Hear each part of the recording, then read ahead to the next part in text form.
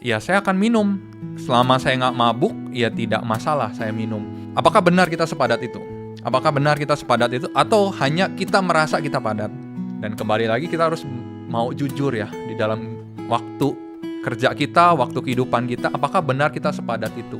Jika kita masih punya waktu untuk scrolling handphone, jika kita masih punya waktu untuk main games, ya kita masih punya waktu untuk nonton drama Korea, berarti sebenarnya ada waktu. Berdoa nggak mungkin sepanjang drama Korea. Terkadang pola pikir ini membuat sebuah pandangan pendeta itu hidupnya harus susah. Jika kita adalah orang luar dan melihat saudara-saudari siman kita terjebak dalam situasi seperti ini, kiranya justru jangan ada rasa penghakiman dari diri kita. Seharusnya kita sebagai saudara-saudari siman adalah mengasihani dia. Halo semuanya, kembali lagi di podcast Gereja Yesus Sejati. Pada kesempatan hari ini, kita kembali berkolaborasi dengan Persekutuan Pemuda Sunter atau disingkat dengan PPS. Pada podcast sebelumnya, kita membahas tentang pasangan seiman. Di Q&A hari ini, kita membahas tentang lifestyle dan dunia pekerjaan atau perkuliahan. Hari ini kita kembali dengan narasumber yaitu penginjil Fabian. Boleh tepuk tangannya? Oke. Cukup. Nanti panjang. Kita lanjutkan. Yang pertama kita akan buka dengan pertanyaan. Penginjil, apakah boleh kita minum alkohol? Misalnya dengan klien atau teman-teman saat kumpul. Apakah diperbolehkan jika tidak sampai mabuk? Oke, apakah kita sebagai umat percaya boleh minum minuman keras? Ya. Oke, terlebih dahulu kita lihat di 1 Timotius pasal 5 ayat yang ke-23. 1 Timotius pasal 5 ayat yang ke-23, di sini dituliskan, "Janganlah lagi minum air saja, melainkan tambahkanlah anggur sedikit, berhubung pencernaanmu terganggu dan tubuhmu sering lemah." Di sini adalah perkataan daripada Rasul Paulus kepada Timotius, bahwa ketika dia minum air, jangan hanya air saja, namun tambahkan anggur sedikit. Namun di sini kita dapat lihat bahwa penambahan anggur di dalam minuman daripada Timotius ada sebuah tujuan dan ada sebuah maksud, yaitu untuk masalah pencernaan yang sedang dialami oleh Timotius. Dari hal ini kita dapat lihat bahwa meminum anggur memang tidak serta-merta tidak diperbolehkan. Namun dari perihal ini kita dapat lihat juga meminum anggur pada saat itu harus memiliki tujuannya. Tujuan yang pada saat itu Paulus sampaikan kepada Timotius adalah untuk yang permasalahan pencernaan dia. Lalu jika kita lihat lagi di Efesus pasal 5 ayat yang ke-18.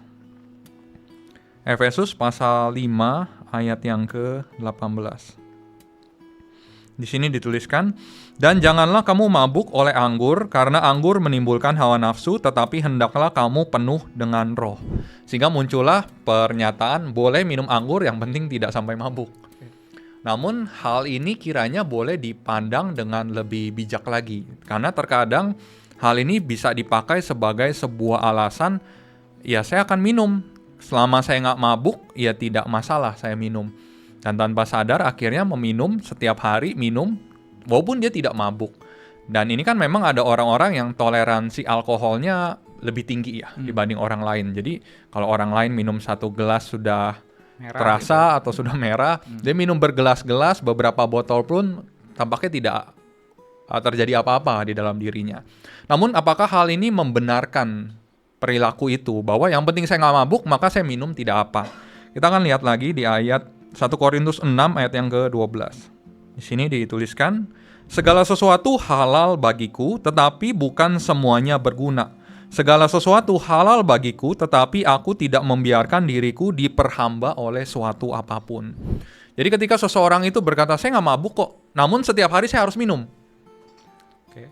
Tanpa sadar sebenarnya dia sedang mengikatkan dirinya kepada alkohol. Dia sudah terikat dengan alkohol, bahwa setiap hari saya harus minum, walaupun saya nggak mabuk.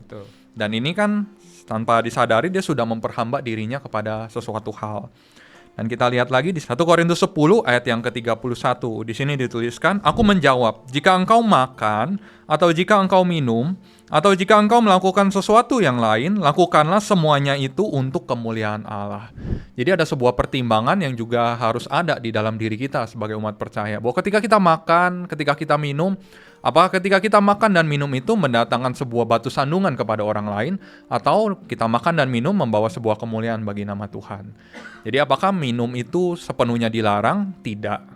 Namun kembali, apakah kita membenarkan untuk meminum itu? Kembali lagi tujuannya untuk apa seseorang itu minum. Ada kalanya memang seseorang itu membutuhkan anggur, sedikit alkohol untuk masalah kesehatannya. Dan juga jika kita melihat mungkin di saudara-saudara kita yang hidup di 4 musim, terkadang di musim dingin memang ada kebutuhan untuk itu, untuk menghangatkan tubuh.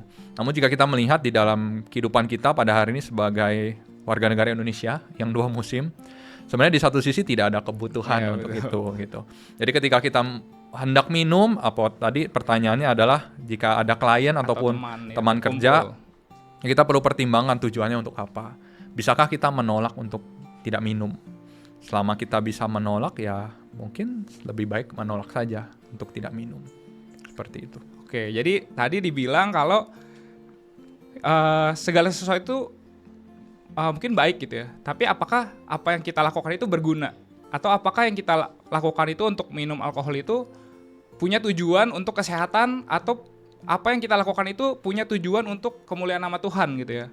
Tapi itu baik lagi ke diri kita. Gereja mungkin nggak akan, oh ini nggak boleh gitu. Atau ini boleh. Tapi itu baik lagi ke diri kita, toleransi kita.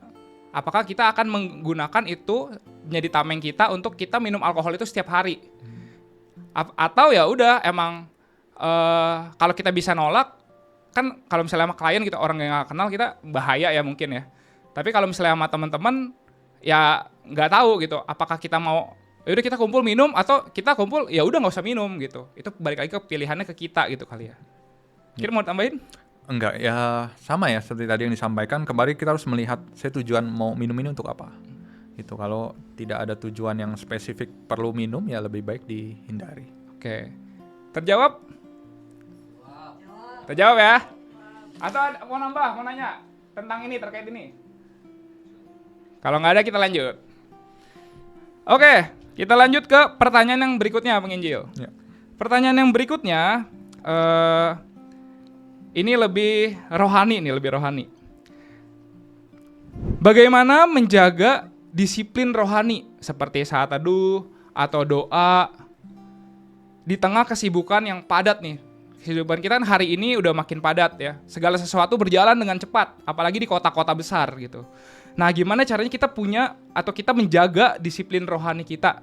Kadang mungkin kita udah capek, aduh saat teduh gak ya? Atau udah capek gitu, pengennya istirahat gitu. Mungkin gimana nih caranya, tipsnya menjaga disiplin rohani itu? Oke.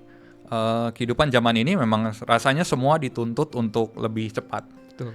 Dan terkadang kita merasa bahwa kita dituntut untuk melakukan banyak hal dalam waktu yang cepat, sehingga rasanya tuntutan pekerjaan itu rasanya begitu berat untuk dijalani, dan akhirnya berimbas kepada kehidupan kerohanian kita. Bagaimana menyisihkan waktu untuk saat teduh, bagaimana menyisihkan waktu untuk berdoa. Namun kembali lagi kita harus melihat apakah benar kita sepadat itu. Apakah benar kita sepadat itu, atau hanya kita merasa kita padat? Okay. Kita merasa waktu kita begitu padat. Kita akan lihat beberapa tokoh di dalam Alkitab. Yang pertama kita lihat di Daniel pasal 6, ayat yang 11 dan ayat yang 12. Di sini dituliskan, demi didengar Daniel bahwa surat perintah itu telah dibuat, pergilah ia ke rumahnya, dalam kamar atasnya ada tingkap-tingkap yang terbuka ke arah Yerusalem. 3 kali sehari ia berlutut berdoa, serta memuji Allahnya, seperti yang biasa dilakukannya. Lalu orang-orang itu bergegas-gegas masuk dan mendapati Daniel sedang berdoa dan bermohon kepada Allahnya. Di sini dikatakan bahwa Daniel itu berdoa 3 kali sehari, dan biasa dia lakukan hal itu. Dan apakah Daniel adalah seorang pengangguran? Bukan. Jika kita melihat kisah daripada Daniel, dia adalah seorang pekerja yang sangat dipercayai oleh raja pada saat itu. Posisinya sangat tinggi. Ya, kita membayangkan pada hari ini di strata di kantor, tentu ada yang namanya bawahan, ada atasan. Ada yang levelnya manajer, ada yang levelnya udah C-level. Jika kita membayangkan Daniel pada saat itu, mungkin sudah di tahapan C-level. Sudah orang yang benar-benar tinggi pada saat itu. Dan apakah orang yang jabatannya tinggi itu tidak dituntut lebih tinggi oleh perusahaan? Tentu akan dituntut lebih tinggi. Pengharapannya dari orang yang dibayar lebih mahal tentu akan lebih besar tanggung jawabnya. Dan Daniel berada di posisi setinggi itu. Dan apakah dengan posisi setinggi itu tidak banyak kesibukannya? Banyak. Tentu akan banyak. Kerajaan yang saat itu sedang berkembang, kerajaan yang sedang jaya pada saat itu, tentu banyak hal yang perlu dikerjakan. Namun dari hal ini kita dapat lihat, sesibuk-sibuknya Daniel, dia tetap bisa menyiapkan 3 kali waktu dalam sehari untuk berdoa kepada Tuhan. Lalu kita akan lihat tokoh yang lain. Lukas pasal 5, ayat 15 dan ayat yang ke-16. Di sini dituliskan, tetapi kabar tentang Yesus makin jauh tersiar dan datanglah orang banyak berbondong-bondong kepadanya untuk mendengar dia dan untuk disembuhkan dari penyakit mereka. Akan tetapi ia mengundurkan diri ke tempat-tempat yang sunyi dan berdoa. Di sini kita dapat lihat bahwa Tuhan Yesus juga sangat sibuk. Orang yang datang kepadanya itu tidak berhenti. Senantiasa datang kepadanya dengan banyak hal, baik itu untuk sakit penyakit ataupun untuk hal lainnya. Namun di sini kita dapat lihat bahwa Tuhan Yesus senantiasa menyempatkan waktu untuk mengundurkan diri ke tempat yang sunyi dan berdoa. Dari hal ini kita dapat lihat 2 orang yang sibuk. 2 orang yang sibuk, yang kehidupannya padat, kehidupannya banyak tanggung jawab yang harus dikerjakan, namun mereka tetap bisa punya waktu untuk berdoa. Memang kita tidak bisa menyamakan, waktu berdoa itu harus jam segini, harus jam segitu. Setiap orang bisa menyesuaikan sesuai jadwalnya masing-masing. Kapan kita punya celah sebenarnya untuk berdoa? Dan kembali lagi kita harus mau jujur ya, di dalam waktu kerja kita, waktu kehidupan kita, apakah benar kita sepadat itu? Jika kita masih punya waktu untuk scrolling handphone, jika kita masih punya waktu untuk main games, ya kita masih punya waktu untuk nonton drama Korea, berarti sebenarnya ada waktu. Ya. Berarti sebenarnya ada waktu. Kan berdoa nggak mungkin sepanjang drama Korea. Berdoa nggak mungkin satu jam. Satu session games. Oke.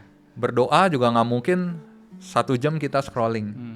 Nggak akan selama itu. Jadi sebenarnya ketika kita masih punya waktu untuk lakukan hal-hal yang lain itu, kurangilah itu sedikit, pakai itu untuk berdoa dan kehidupan rohani kita. Oke.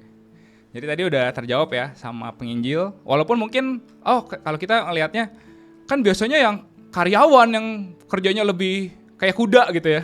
Tapi sebenarnya itu balik lagi ke diri kita gitu ya. Kita melihat kesibukan di dalam diri kita itu seperti apa. Apakah kita cuma pakai waktu sisa kita untuk kita berdoa, kita saat teduh, atau kita menyiapkan waktu kita untuk berdoa atau untuk saat teduh gitu. Karena itu berbeda. Karena kalau kita hanya nunggu waktu sisa, ya kita kan setiap harinya akan menemukan ya nggak ada sisanya, bahkan kita kurang gitu. Mungkin kadang kita harus begadang atau apa.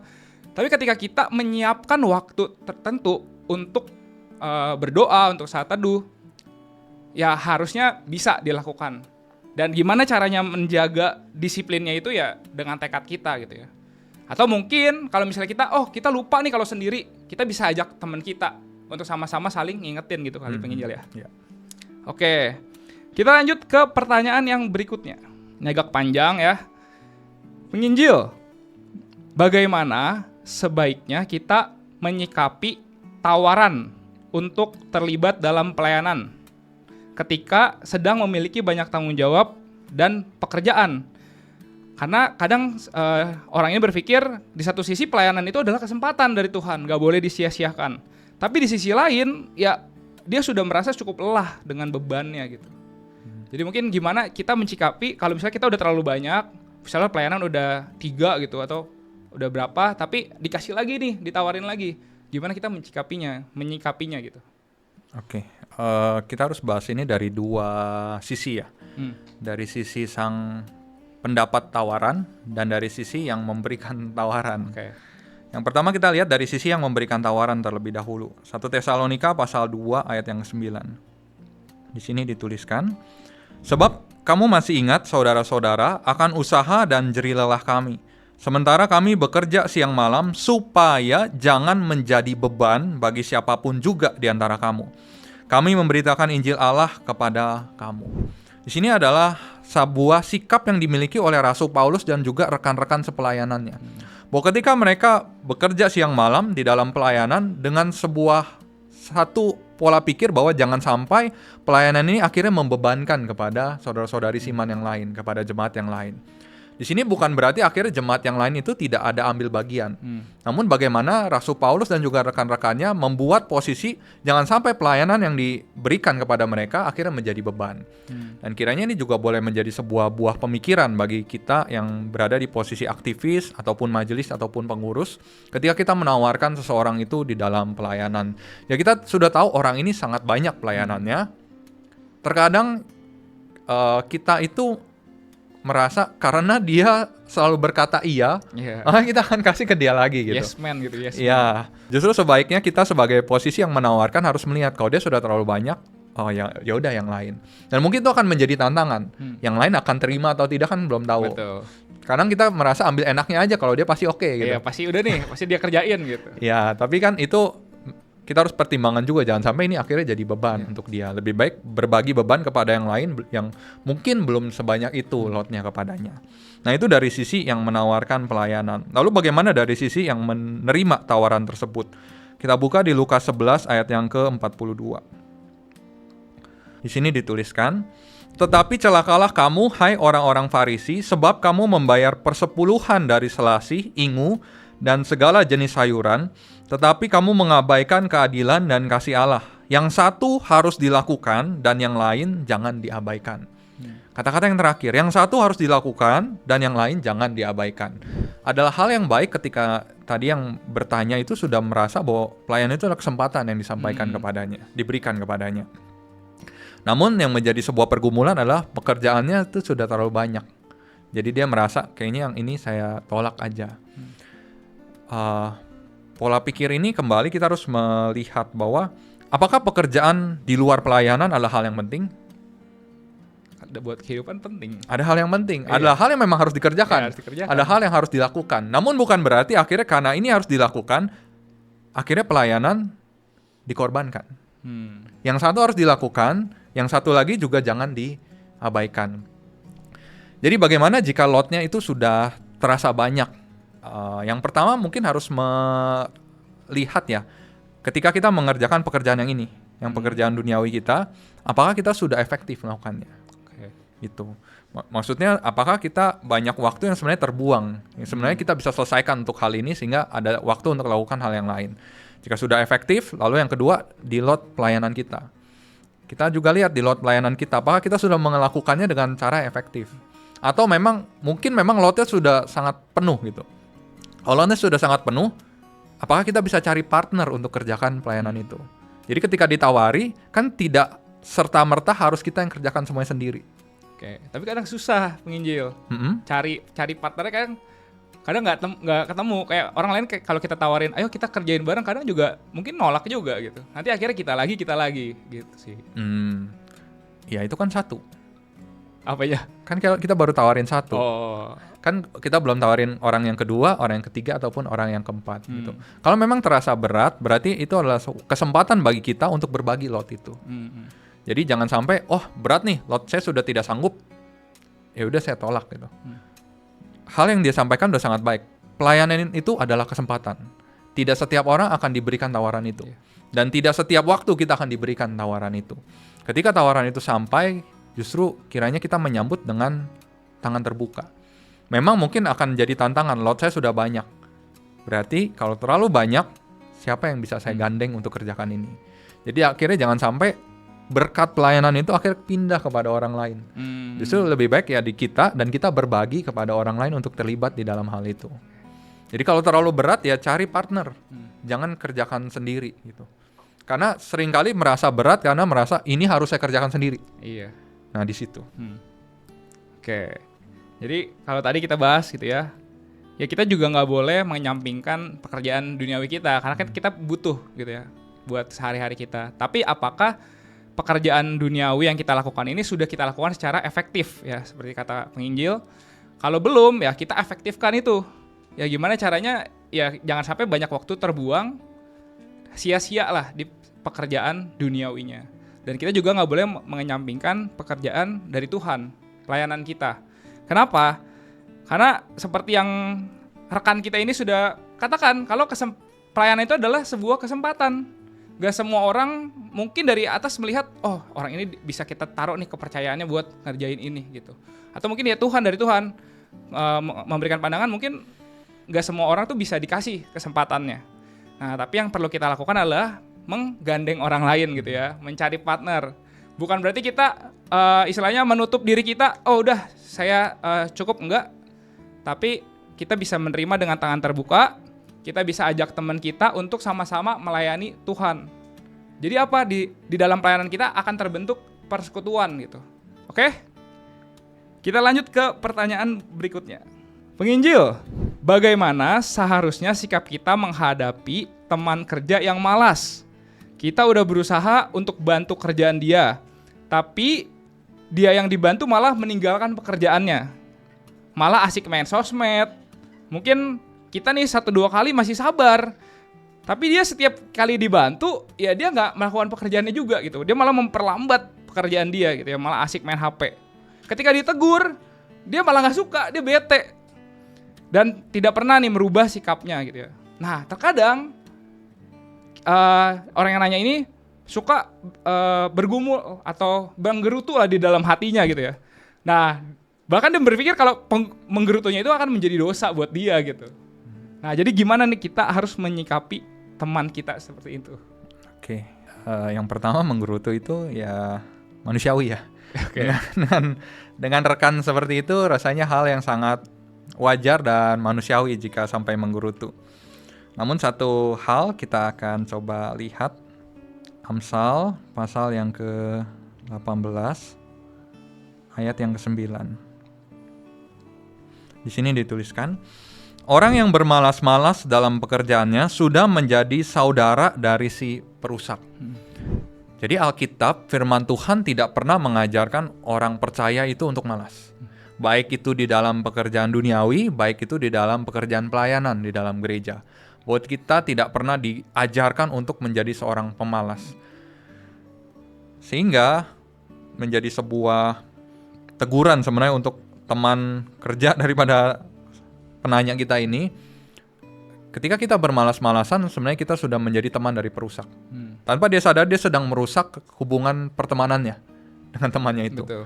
Tanpa dia sadari dia sedang merusak kinerja pekerjaan dia juga. Jika dia tidak pernah mengerjakan, maka tidak akan ada satu pengalaman ataupun ilmu yang akan bisa dia miliki untuk melakukan pekerjaan lain nantinya. Dan untuk si pemalas kiranya bertobat. Kiranya segera bertobat. Tobat yang lain. Dan untuk temannya, ini udah hal yang sangat baik yang dia lakukan. Dia sudah berusaha untuk membantu. Dia sudah berusaha untuk mengingatkan juga. Kalau ini berbicara masalah pekerjaan duniawi, ya kan ada atasan ya. Ya. Ada atasan. Kalau memang nih orang sudah tidak bisa diajak ngomong dengan 4 mata, ya coba lapor ke atasannya. Keluhkanlah permasalahan ini. Sama halnya juga dalam pekerjaan pelayanan di dalam gereja. Bahwa ketika ada menemui rekan sepelayanan yang seperti ini sikapnya, ya kan kita pelayanan ada orang yang mengkoordinir kita di atasnya gitu. Jadi bisa laporkan kepada dia. Kan soalnya dia sudah melakukan apa yang harus dia lakukan. Udah dibantu, udah dinasihati. Tapi orang ini juga tidak mau melakukan perubahan gitu. Paling ya itu. Laporkan ke atasannya, kalau dia sudah tidak mau juga, tetap tidak terima, ya kita bukan berarti kita jahat ya tidak membantu dia. Ya kita harus sedikit tega. Bahwa jika dia tidak selesaikan, ya itu menjadi tanggung jawab dia dan menjadi sebuah konsekuensi jika dia tidak lakukan. Dan dengan berharap ketika kita tidak bantu dan akhir pekerjaan dia berantakan, ada perubahan dari dirinya. Oke, seperti kata penginjil ya tadi, kalau sebaiknya kalau misalnya kita bertemu dengan orang seperti ini, kalau emang sudah nggak bisa dibilangin secara 4 mata, kita cari penengah gitu ya. Penengahnya ya mungkin atasannya yang akan memberikan konsekuensi supaya orang ini tuh berubah. Karena kalau dibiarin juga kan itu nggak baik buat dia gitu. Kita sebagai orang Kristen, orang yang percaya Tuhan, ya kita mau dia berubah, dia menjadi orang yang lebih baik. Maka ya cara satu-satunya mungkin kalau emang sudah nggak bisa dikasih tahu, minta bantuan penengah ya, gitu sih. Ya motivasinya itu tuh, jangan sampai motivasinya biar dia dikeluarin. Iya. Jadi ganti orang lain. Maksudnya Iya. kita juga berharap ya ada perubahan lah dari rekan kita. Itu. Iya. Ya jangan sampai ya kita sebagai orang Kristen tapi kita kehilangan kasih karena kasihnya itu tertutup sama gerutunya kita gitu. Tapi sebisa mungkin kita bisa mengasihi dia gitu ya. Kita bisa mengasihi dia, mungkin cara ngomong kita ke atasan pun juga bisa kita kendalikan gitu ya. Oke, kita lanjut ke pertanyaan berikutnya. Oke, ini tentang cara hidup. Penginjil, apakah seorang Kristen harus menunjukkan hidup dalam kesederhanaan? Terutama posisi penginjil nih sebagai hamba Tuhan, apakah hidup dalam kesederhanaan menjadi salah satu keharusan? Oke, hidup kesederhanaan. Pertama kita harus menanyakan kembali ke dalam diri kita, apa itu kesederhanaan? Bagaimana kita memandang kesederhanaan? Apakah kesederhanaan hanya kita pandang daripada nominal? Kebutuhan primer kita itu range nominalnya itu sangat besar, sangat beragam. Sebagai contoh ya, makan di warteg belasan ribu bisa, di bawah 10.000 pun bisa. Namun makan juga bisa 30.000 sampai 60.000. Bisa. Makan bisa 100.000 sampai 500.000. Bisa. Makan bisa di atas 1 juta. Bisa juga. Nah, yang mana yang dikatakan sederhana? Ya tergantung diri kita. Kita harusnya sih yang di warteg gitu ya. Berarti kita semua harus makan hanya di warteg kalau iya, istilah tapi kan Kristen. itu baik lagi ke diri kita gitu. Betul. Sama halnya juga dengan baju. Ada baju yang 30.000, ada yang baju ratusan ribu, ada yang baju jutaan rupiah juga, ada yang puluhan belasan juta rupiah. Kembali lagi yang mana yang sederhana? Jika kita hanya memandang kesederhanaan daripada nominal, maka itu akan menjadi sebuah hal yang tidak pas juga. Sebagai contoh, misal ya, gaji saya, pendapatan saya anggap saja 100.000 per hari. Saya makan hanya satu kali makan 30.000. Oke. Apakah itu sederhana? Gimana nilainya? Maksudnya kan tadi 100.000 per hari. Saya sekali makan 30.000. Oke, kita tanya penonton. Penonton. Jadi ini ada pertanyaan. Apa itu, Bang? Kalau gaji penonton hanya 100.000 per hari, makan 30.000, itu termasuk sederhana apa enggak? Mahal penginjil katanya. Mahal. Oke, kalau gajinya itu 500.000 satu hari. Oke, kalau gaji 500 makannya 30. 30.000 satu kali makan. Ayo jawabannya. Sederhana. Mahal, masih mahal katanya. Masih mahal. Gajinya 1 juta sehari. 1 juta sehari, sebulan 30.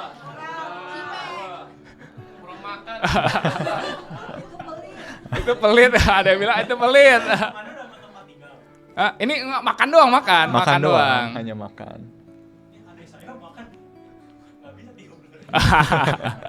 Iya gitu, maksudnya hal yang sama kan, makan 30.000, namun dengan penghasilan orang yang berbeda-beda bisa dipandang berbeda-beda. Bagi orang yang penghasilan 100.000 per hari, maka itu adalah sebuah ketidaksederhanaan.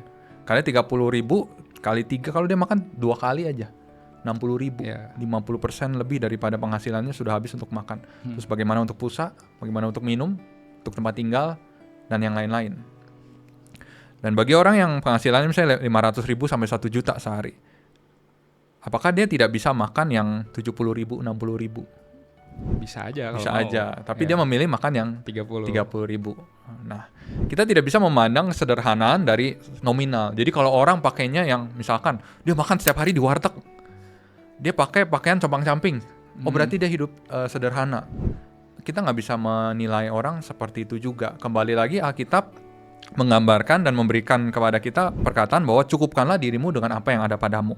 Kita sama-sama buka di Ibrani 13 ayat yang kelima.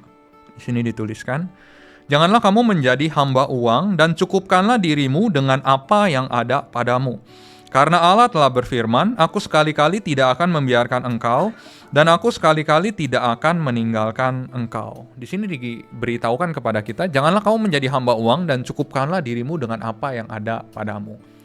Jadi di satu sisi ketika kita sudah melakukan spending ataupun pembelian di luar sebenarnya kemampuan kita, di situ sebenarnya sudah ada ketidaksederhanaan. Tidak bergantung berapa nominalnya. Jadi misal gaji saya per bulan 2 juta rupiah aja. Anggap nih saya menyedihkan hidupnya. 2 juta rupiah per bulan. Kalau saya beli handphone yang 4 juta, Apakah itu sederhana? Enggak. Enggak kan? Tapi jika orang yang gajinya 30 juta sebulan, dia beli handphone yang 4 juta. Mungkin kalau dia merasa cukup, ya sederhana. Sederhana.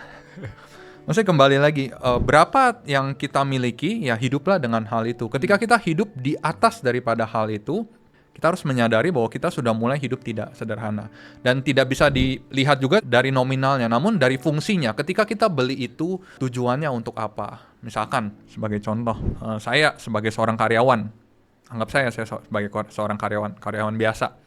Saya beli mobil lah, anggap saya beli mobil. Range harganya 100-200 juta. Terus saya melihat, misalkan bos saya nih. Jadi saya karyawan biasa, bos saya. Bos beli mobil range harga 800-900 juta. Apakah saya akan katakan saya sederhana, dia tidak sederhana? Tapi sebenarnya saya tidak ada kebutuhan untuk punya mobil. Oh. Bos saya ada kebutuhan untuk punya mobil karena dia harus pergi ketemu klien dengan deal bisnis yang mungkin miliaran. Siapa yang lebih punya kebutuhan untuk punya mobil? Bos. Siapa yang hidupnya tidak sederhana? Jadi kita harus melihat lebih luas daripada hal itu, bahwa seseorang beli benda sesuatu, fungsinya apa. Jadi kita tidak bisa menilai, ketika misalkan dia beli sebuah barang yang kita nilai ini nominalnya lumayan, tapi sebenarnya memang dia butuh akan hal itu. Bukannya dia hanya kepingin untuk hal itu. Namun ada hal yang memang ada nilai dan fungsi yang dia perlukan dari benda itu. Maka ya memang itu adalah hal yang harus dia beli, karena dia membutuhkan hal itu. Jadi kita tidak hanya bisa berkaca kepada sekedar nominal ataupun benda apa yang orang tersebut beli. Lalu kita buka lagi di Filipi pasal 4 ayat 11 dan ayat yang ke-12. Ini adalah perkataan daripada Rasul Paulus. Di sini dituliskan, "Kukatakan ini bukanlah karena kekurangan, sebab aku telah belajar mencukupkan diri dalam segala keadaan. Aku tahu apa itu kekurangan dan aku tahu apa itu kelimpahan. Dalam segala hal dan dalam segala perkara tidak ada sesuatu yang merupakan rahasia bagiku. Baik dalam hal kenyang maupun dalam hal kelaparan, baik dalam hal kelimpahan maupun dalam hal kekurangan." Di sini kita dapat lihat bahwa Paulus itu, dia bukannya nggak tahu hidup berkelimpahan itu seperti apa. Dia tahu hidup berkelimpahan seperti apa, dia juga tahu hidup yang susah itu seperti apa. Namun dia memilih untuk hidup dalam kesederhanaan. Jadi hidup kesederhanaan adalah pilihan. Jangan sampai kita memandang, karena dia belinya barang-barang yang tidak mahal nominalnya, berarti dia sederhana. Belum tentu. Jangan-jangan memang batas kemampuan dia cuma di situ gitu. Namun bagi orang yang sebenarnya batas kemampuannya di atas itu, namun dia memilih untuk tidak hidup di batas kemampuan itu, namun di bawah itu, dan di situ adalah hidup sederhana. Namun tadi pertanyaan yang berikutnya adalah bagaimana dengan kehidupan hamba Tuhan? Iya, hamba Tuhan. Apakah hidup kesederhanaan menjadi satu keharusan? Mungkin ini sebuah dilema yang nampak ya pada hari ini. Secara umum orang-orang bertitel pendeta ada yang hidup dalam kemewahan. Ada yang hidup dalam kemewahan, sehingga ini nggak menjadi teladan kok. Orang yang bertitel pendeta ataupun hamba Tuhan kok hidup dalam glamor, namun jemaatnya hidup dalam kesulitan gitu. Sehingga tanpa sadar, terkadang pola pikir ini membuat sebuah pandangan pendeta itu hidupnya harus susah. Kalau dia nggak susah, dia bukan pendeta. Apakah ini adalah hal yang tepat juga untuk dimiliki gitu? Maksudnya bukan berarti saya membenarkan juga seorang hamba Tuhan atau seseorang yang bertitel pendeta maka dia hidup secara berkelimpahan, berglamor. Namun kita harus lihat juga kenapa dia bisa seperti itu. Kenapa dia bisa seperti itu? Kalau berbicara pendeta ataupun hamba Tuhan di Gereja Yesus Sejati di Indonesia, tidak ada yang punya latar belakang keluarganya itu punya pabrik. Gitu. Tapi adakah di gereja kita yang di luar negeri hamba Tuhannya itu keluarganya itu punya pabrik? Ada. Terus kita mau bikin dia jangan hidup dengan semua itu. Standarnya dia. Iya gitu. Maksudnya ya dia memang sudah terlahir dengan segala kelimpahan itu gitu. Iya. Apakah dia akhirnya mengeksploitasi itu dan menonjolkan itu kepada jemaat? Rasanya juga tidak ya. Rasanya juga tidak. Namun ya dia memang dia sudah hidup dengan standar hidup yang lebih tinggi dibanding orang pada umumnya. Sehingga sebagai hamba Tuhan, apakah hidup sederhana itu sebuah keharusan? Itu adalah sebuah teladan. Adalah sebuah teladan. Kenapa kita kiranya hidup sederhana? Ya kita hidup sesuai dengan apa yang kita butuhkan. Tapi bukan berarti akhirnya seorang hamba Tuhan hanya boleh beli hal-hal yang secara nominal murah. Karena kembali lagi fungsinya apa. Kalau saya misalkan, saya mau meneladankan hidup sederhana, saya beli baju yang 30.000. Nggak muat di saya. Nggak muat, 30.000 sekali cuci langsung mengkerut. Jadi kecil. Udah tidak bisa dipakai lagi. Buat Cilaura. Nah kalau spirit itu kan jadinya bukan kesederhanaan namun menghambur-hamburkan uang betul, gitu. betul. Jadi beli hal yang memang sesuai, pas dan memang sesuai fungsi dan kebutuhannya. Seperti itu sih. Dan juga tadi jangan sampai akhirnya jemaat punya pandangan bahwa pendeta itu harus susah. Makanya kalau seperti itu tidak ada yang mau jadi pendeta. Karena jemaat sendiri berpikir pendeta itu harus susah gitu. Yang paling tidak ya semua hidup dengan berkecukupan lah. Pendeta hidup cukup, jemaat juga hidup berkecukupan gitu. Mungkin seperti itu ya. Ya mungkin kalau kita lihat dari jawabannya, kita akan menemukan kalau kesederhanaan itu nggak bisa dilihat dari nominal gitu ya. Kesederhanaan itu nggak bisa dilihat dari nominalnya. Tapi bagaimana kita bisa mencukupkan diri gitu ya. Bagaimana kita dengan ukuran kita yang sudah Tuhan berikan, kita bisa mencukupkan diri kita dan tidak juga memamerkan gitu ya. Sama tadi halnya ya pendeta hidupnya harus selalu beli barang-barang murah gak? Yang tergantung gitu. Kalau misalnya dia butuh sesuatu dan emang itu perlu, ya kenapa enggak gitu. Dan itu kan akan membantu pelayanannya juga gitu. Itu sih. Dan satu hal lagi, maksudnya ketika kita diberikan kelimpahan oleh Tuhan, kembali lagi apa yang akan kita gunakan dengan kelimpahan itu. Kita kan lihat satu peristiwa, Lukas 8 ayat 1 sampai ayat yang ketiga. Lukas pasal 8 ayat 1 sampai ayat yang ketiga. Di sini dituliskan, tidak lama sesudah itu Yesus berjalan berkeliling dari kota ke kota dan dari desa ke desa memberitakan Injil kerajaan Allah. Ke-12 muridnya bersama-sama dengan dia, dan juga beberapa orang perempuan yang telah disembuhkan dari roh-roh jahat atau berbagai penyakit, yaitu Maria yang disebut Magdalena, yang telah dibebaskan dari 7 roh jahat, Yohana istri Kuza, bendahara Herodes, Susana, dan banyak perempuan lain. Perempuan-perempuan ini melayani rombongan itu dengan kekayaan mereka. Jadi, apakah kekayaan adalah hal yang tabu juga? Ya enggak juga, justru dengan kekayaan yang dipercayakan oleh Tuhan, gunakanlah itu untuk mensupport pekerjaan pelayanan. Dan itu pun terjadi di Lukas pasal 8 ayat 1 sampai ayat yang ke-3. Jadi, ketika kita diberikan kelimpahan, ya manfaatkan itu. Itu adalah tanggung jawab yang Tuhan percayakan untuk bisa mensupport pekerjaan pelayanan. Jadi kalau saya sebagai hamba Tuhan, apakah saya berharap jemaat hidup susah? Ya enggak, saya berharap jemaat hidup berkelimpahan. Namun setelah berkelimpahan jangan lupa Tuhan dan gunakan itu untuk support pekerjaan pelayanan. Itu. Ya, Tuhan udah memberikan pada kita masing-masing sesuai ukurannya. Gitu. Ketika kita diberikan kelebihan, ya kita bisa salurkan kelebihan itu untuk pekerjaan Tuhan gitu ya. Kita lanjutkan ke pertanyaan berikutnya. Penginjil, bagaimana cara menghadapi perselingkuhan antara teman kantor kita? Oke. Kita buka ya di Matius 18 ayat 15 sampai 17. Di sini dituliskan, apabila saudaramu berbuat dosa, tegurlah dia di bawah 4 mata. Jika ia mendengarkan nasihatmu, engkau telah mendapatnya kembali. Jika ia tidak mendengarkan engkau, bawalah seorang atau 2 orang lagi, supaya atas keterangan 2 atau 3 orang saksi, perkara itu tidak disangsikan. 17. Jika ia tidak mau mendengarkan mereka, sampaikanlah soalnya kepada jemaat. Dan jika ia tidak mau juga mendengarkan jemaat, pandanglah dia sebagai seorang yang tidak mengenal Allah atau seorang pemungut cukai. Jadi kita, bagaimana respon kita kepada teman kantor? Nah kembali lagi, teman kantor ini jemaat atau bukan? Oke. Yang pertama, anggap saja bukan ya, bukan jemaat. Anggap bukan. Anggap bukan jemaat. Anggap bukan ya guys ya. Anggap bukan ya, bukan. Kalau bukan jemaat ya, kalau kita cukup dekat dengan dia ya nasihati ya. Karena kalau perselingkuhan kan berarti masing-masing punya pasangan. Oke. Masing-masing punya pasangan. Kalau kita punya kedekatan dengan dia, ya ajak waktu berdua yang ngobrol, beritahu bahwa ini tidak tepat karena dia sedang merusak hubungan dia yang saat ini gitu. Dan ini tidak akan mendatangkan ending yang baik. Betul.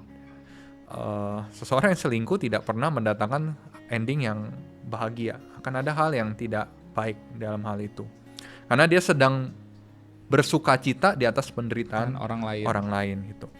Ya kalau punya kedekatan lakukan itu, kalau dia tidak mau terima, ya sudah. Kita tidak bisa apa-apa juga gitu. Kita hanya bisa beritahu, nasihati, dia tidak terima ya sudah. Itu kalau bukan jemaat. Kalau jemaat sama ngobrol ke dia, beritahukan, dia tidak mau terima, kasih tahu pendeta. Kasih tahu pendeta, bisa cross check dengan dia, pasti akan dinasihati juga. Kalau dia tidak mau terima juga ya kita tidak bisa paksa juga. Paling tidak kita sudah usahakan agar dia tidak melanjutkan kesalahan itu. Paling kalau dari ayat ini berarti ya kita sebagai orang Kristen, kalau kita tahu kan hal yang baik apa, kita bisa tegur dia. Tapi tegur dia juga dikatakan ya berdua gitu, maksudnya 4 mata. Bukan kita umbar-umbar di depan umum gitu ya. Tapi jangan gosip. Tau nggak? Oh iya, jangan gosip. Itu selingkuh loh sama itu. Jangan gitu juga. Oke. Ya jadi kita bisa nasihati dengan kasih kita secara 4 mata gitu ya. Oke, kita lanjut dulu tentang bekerja di hari Sabtu ya. Penginjil, apakah kita berdosa jika harus bekerja pada hari Sabtu? Bagaimana jika kita diwajibkan bekerja pada hari Sabtu dan sudah mencoba berkompromi tetapi tidak berhasil? Gimana tuh penginjil? Ini kita harus lihat dari dua sisi juga. Yang pertama dari sisi luar terlebih dahulu, bukan dari sisi sang pelaku. Jika kita adalah orang luar dan melihat saudara-saudari seiman kita terjebak dalam situasi seperti ini, kiranya justru jangan ada rasa penghakiman dari diri kita kepada dia. Maksudnya jangan akhirnya, oh kamu kok nggak beriman, kok kamu nggak taat kepada perintah Tuhan. Justru seharusnya kita sebagai saudara-saudari seiman adalah mengasihani dia. Bahwa dia terjebak di dalam situasi dia tidak dapat menikmati berkat Tuhan di hari Sabat. Dan justru kita sebagai saudara-saudari seiman yang kita lakukan adalah doakan dia. Dan jika kita punya kemampuan bisa bantu dia carikan pekerjaan yang lain, ya justru kita tawarkan pekerjaan yang lain kepada dia gitu. Jangan justru akhirnya kita menjadi seperti hakim yang akhirnya hanya mempersalahkan dia namun tidak memberikan jalan keluar kepada dirinya. Namun dari sisi sang pelaku, jangan juga akhirnya membenarkan diri. Dalam arti seperti ini. Hukum di Indonesia mencuri adalah sebuah tindakan kriminal. Tapi anggap saya yang mencuri. Anggap saya yang mencuri. Saya mencuri uang daripada Reka. Saya mencuri karena saya miskin. Saya mencuri karena saya tidak bisa makan. Saya mencuri karena anggota keluarga saya sakit sehingga saya harus membayar uang rumah sakit. Apakah saya mencuri menjadi hal yang benar? Enggak. Tetap tidak. Walaupun alasan ini sangat memilukan hati. Dia harus sampai terpaksa mencuri karena alasan-alasan seperti itu. Namun ini tetap adalah hal yang melanggar daripada hukum. Terus melihat hukum Tuhan adalah ingat dan kuduskanlah hari Sabat. Mau apapun alasannya, ketika kita melanggar ini berarti kita melanggar hukum. Melanggar hukum daripada Tuhan. Dan jangan sampai akhirnya kita melakukan pembenaran diri. Tapi kan karena saya terpaksa bekerja. Tapi kan karena saya butuh uang. Karena pekerjaan saya memaksa saya harus bekerja di hari Sabat. Terkadang itu yang terjadi. Akhirnya membenarkan diri. Karena kondisi saya seperti ini, maka hukum ini bisa dibelokkan. Sama seperti tadi. Karena saya miskin dan saya tidak punya uang untuk makan dan berobat keluarga saya, maka saya boleh untuk mencuri. Kan tidak menjadi seperti itu juga gitu. Tetap itu ada hal yang salah, namun kita mengasihani orang ini. Sama halnya sebagai seorang pelaku, jangan sampai akhir kita membenarkan diri. Saya seperti ini karena kondisi saya seperti ini. Tetaplah merasa bahwa maaf Tuhan, saya tidak menjalankan hukum Engkau. Berdoalah, minta Tuhan buka jalan agar kita bisa akhirnya menikmati berkat di hari Sabat itu. Jadi tadi dua sisi. Sebagai orang luar jangan menghakimi, bantu justru. Ketika kita lihat saudara-saudari seiman kita dalam kondisi seperti ini. Dan kita sebagai sisi pelaku, jangan akhirnya menjadikan itu alasan untuk pembenaran diri. Tetaplah memohon Tuhan buka jalan, agar kita bisa mengikuti hukum Tuhan. Karena itu adalah berkat. Kita tidak bisa Sabat, berarti kita melewatkan berkat. Jadi kita harus ingat kalau sahabat itu berkat ya buat diri kita sebagai manusia gitu. Kita harus melihat juga di dua sisi. Mungkin kita melihat teman kita yang dia nggak bisa nih datang sahabat karena dia harus bekerja. Bukan berarti kita malah menjudge dia atau kita menjelek-jelekan dia. Tapi sebisa mungkin ya kita peduli, kita menaruh empati kita kepada dia. Karena dia tidak bisa merasakan berkat itu. Mungkin kalau kita punya, oh aku dengar ada lowongan pekerjaan nih di sini yang hari Sabtunya libur, kita bisa bagikan ke teman kita itu. Nah di satu sisi kita juga sebagai mungkin yang nggak bisa datang dari sahabat karena bekerja, ya kita harus tadi punya rasa kalau ini tuh masih salah gitu.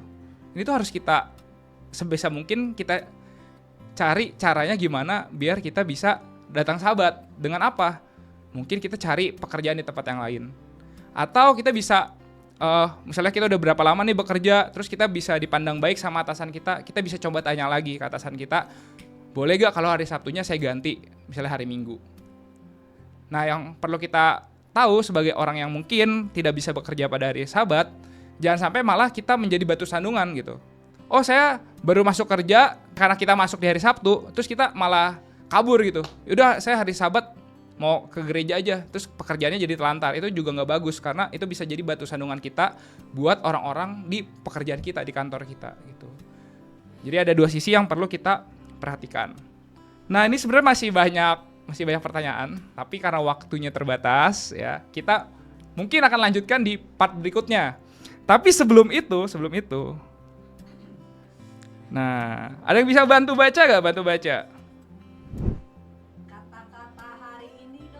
Iya, jadi di podcast kita yang sekarang ada deh kata-kata hari ini dong penginjil Fabian. Nah,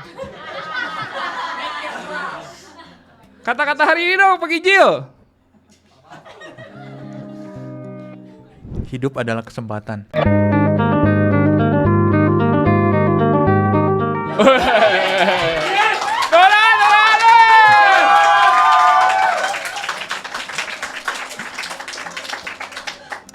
Oke, sekian podcast Q&A kita dengan tema lifestyle dan dunia pekerjaan atau perkuliahan. Podcast kita sampai di sini.